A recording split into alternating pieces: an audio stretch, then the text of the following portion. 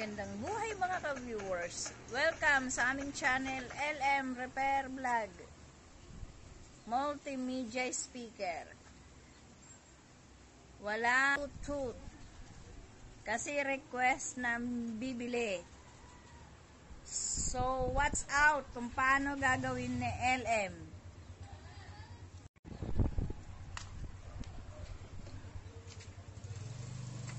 Lalagay ko. Ito yung lalagay ko ng Bluetooth module na bibili sa Shopee. Bibili na sana itong multimedia speaker, built-in ng subwoofer. Tinanong niya kung may Bluetooth. Sabi ko, sige, gagawin ko ng paraan.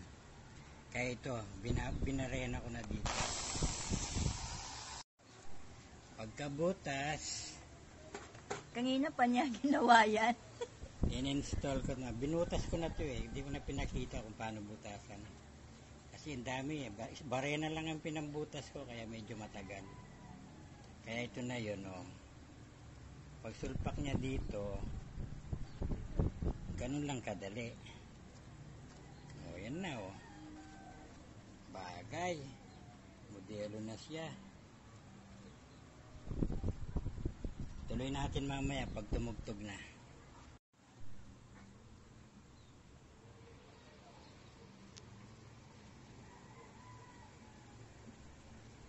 Ito yung wiring nakalagay na, nilagay ko na.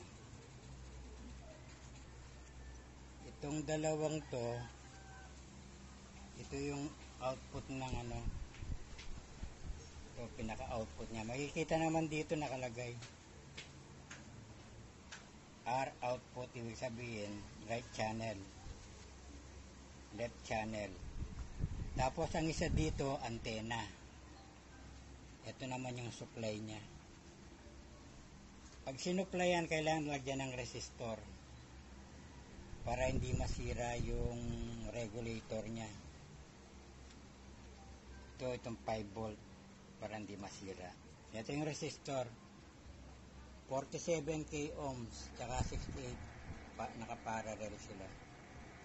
So equivalent nito nasa 22 ohms. Kasi nagparallel ako ng resistor. Tapos isasaksak na lang yan dito tsaka dito, okay na. Gana na, napakadali. Basta maano lang yung pagbutas. Okay na.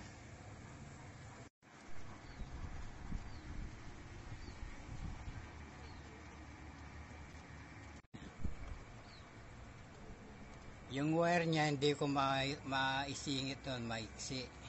Kasi yung kakapain mo mahirap. So, ang gagawin ko, dudugtungan ko na lang yung wire. Bali 4.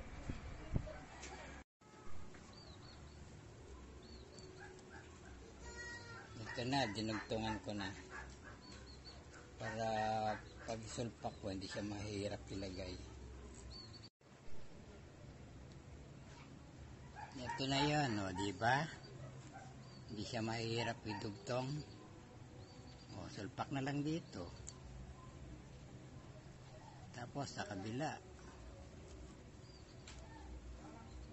Okay na. Screw na lang kulang. Tapos to. Ang galing ng pagkagawa. Perfect.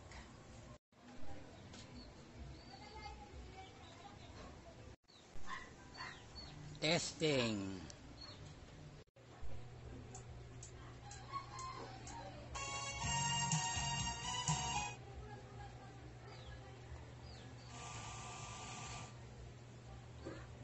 Tapos testing natin Bearing.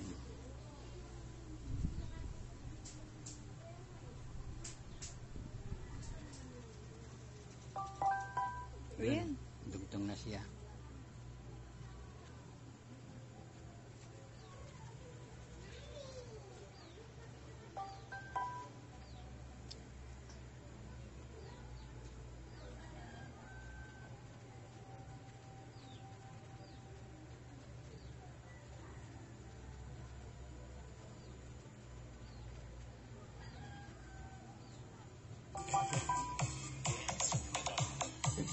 Yan na. Ang galing.